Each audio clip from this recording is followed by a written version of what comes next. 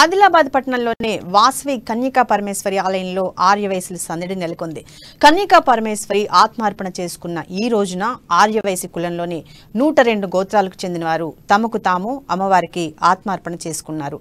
కన్నెలు దైవ స్వరూపులని తెలిపారు. మెడలో పూలమాలలు ధరించిన 30 మంది కన్నెలు అమ్మవారి సేవకు తరలి వచ్చారు.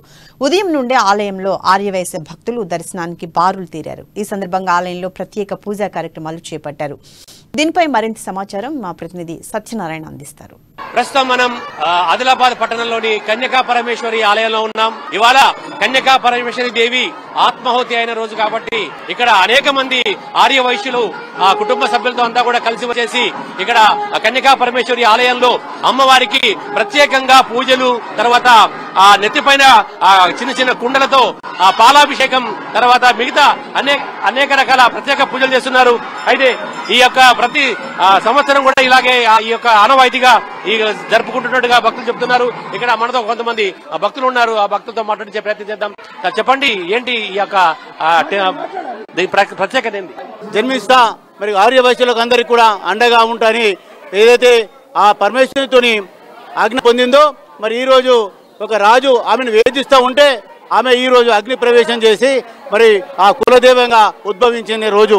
అందుకొరకే ఈ రోజు మేము 102 గోత్రాలతో వారు అగ్ని ప్రవేశం చేసిన రోజు. స్నానాలు చేయించి ఉదయాన్నే వాళ్ళకు బొట్లు పెట్టి, గంధం పెట్టి, పారాన్ని పెట్టి వాళ్ళకు మంగళ స్నానాలు పోసి వాళ్ళను కన్యకాదేవి లాగా అలంకరించి పట్టులంగలు అన్ని కట్టి వాళ్ళకు పూలదండలు పెట్టి పెళ్లి బొట్టు పెట్టి అమ్మవారు ఆ రోజైతే ఎలా అయితే తయారైందో కన్యకమ్మ అమ్మవారు అలాగే కన్నెపిల్లలను సేమ్ తయారు చేసి ఇక్కడ పంచామృతాలతో అమ్మవారికి అభిషేకం చేయించినాము.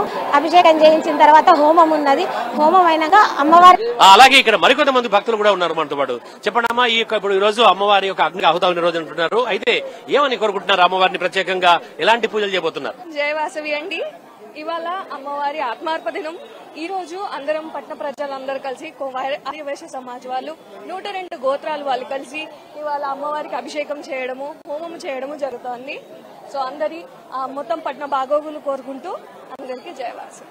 అంటే మీరు ప్రధానంగా ఏమని కోరుకున్నారు అమ్మవారు? కోరికలు చెప్పకూడదండి, దానికి అందరు బాగోగులు ఉపయోగిస్తుంది. అంటే సర్వే జన సుఖినో భవంతు, సర్వే జన సుఖినో భవంతు. అయితే దాంట్లో మాది 13 గోత్రము, పెళ్లి కుల గోత్రం, మళ్ళీ దాని తర్వాత 102 గోత్రాలు ఉంటాయి. అంటే ఈ రోజు ప్రత్యేకంగా కొనసాగే కార్యక్రమాలు ఏంటి? ఇప్పుడు ప్రతి నుంచి అభిషేకం ఉంది, ఇప్పుడు అభిషేకం ఉంది, మళ్ళీ యజ్ఞం ఉంది, మళ్ళీ 102 గోత్రాలతో కొబ్బరిడోలతో ఆహుతి చేస్తాము. అంటే మనం ఆహుతి తీసుకున్న దాన్ని అనుకున్నట్టు గోత్రాలతో ఇది చేస్తున్నాం అనమాట. ఈ వాసవి దీక్ష అంటే ఎన్ని రోజుల పాటు తీసుకుపోతారు? ఈ వాసవి దీక్ష 41 రోజుల నుంచి 11 రోజులు, 41 రోజులు, 31 రోజులు, 21 రోజులు, 5 రోజులు, 3 రోజులు, 1 రోజు కూడా తీసుకోవచ్చు. మేము ఈసారి 5 రోజులు తీసుకున్నాము. నెక్స్ట్ ఇయర్ 11 డేస్ అలా పెంచుకుంటూ ఒక 41 డేస్ దాకా పోదాము అని చెప్పేసి ప్లాన్ చేశామండి. అంటే ఎవరి శక్తి అనుసారం, అంటే భక్తులు ఎవరి అనుకుంటే వాళ్ళంతవరకు ఆ దీక్ష తీసుకోవచ్చు. అంటే ప్రధానంగా దీక్షలో పాటించాల్సిన నియమాలు ఏంటి? దీక్షలో ప్రొద్దున్నే సూర్యోదయం కంటే ముందు, సూర్యాస్తమం తర్వాత 2 సార్లు స్నానాలు చేసేసి ప్రశాంతంగా ఉండేసి తెల్ల దుస్తులు ధరించేసి ఒక పూట భోజనము, ఒక పూట అల్పాహారం తీసుకొని చెప్పేసి తొందరగా ఇచ్చేసే దేవి కాబట్టి ఆ దీక్ష చేస్తే చాలా పుణ్యం వస్తుందని చెప్పేసి ఉదయం నుంచి ఇక్కడ నుంచి భక్తులు కూడా ఆ తండోపత్రాలుగా అంటే ఆ పట్టణంలో నుంచి కాకుండా చుట్టుపక్కల గ్రామస్తులు కూడా, అంటే దగ్గరలో ఉన్నటువంటి గ్రామస్తులు కూడా ఈ వాసవి కన్యకా పరమేశ్వరి దేవాలయానికి బారులు తిరుగుతున్నారు. వరుసగా వస్తున్నారు, అమ్మవారిని దర్శించుకుని పునీతులవుతున్నారు. మరికొద్ది సేపట్లో అమ్మవారి యొక్క ప్రధాన ద్వారం తెరిచే అవకాశం ఉంది. భక్తులకు వాళ్ళు దర్శనం కల్పిస్తారు. కెమెరా పర్సన్ నర్సింగ్ తో సత్యనారాయణ, అమ్మా న్యూస్.